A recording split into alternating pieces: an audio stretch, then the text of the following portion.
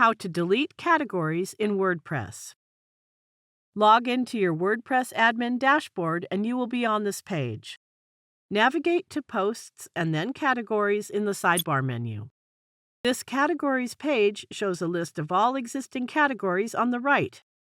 When you hover your cursor over any category, it shows the Delete option.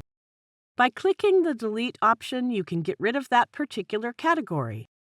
Simply click Delete and then accept confirmation prompt. This is the one way of deleting individual categories. You can also delete categories in bulk. For bulk deletion, check this topmost box that selects all the categories at once.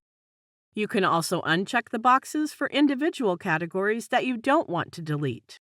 Now go to Bulk Actions and select the Delete action.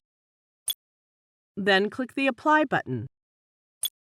Look at the categories list. It has deleted all the selected categories. It also displays a Categories Deleted message at the top of the page.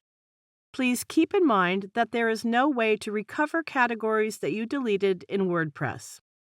However, you can create a new category with the same name and re-add any posts sent to the uncategorized category because of the deletion. I hope this is clear to you. Thank you for watching.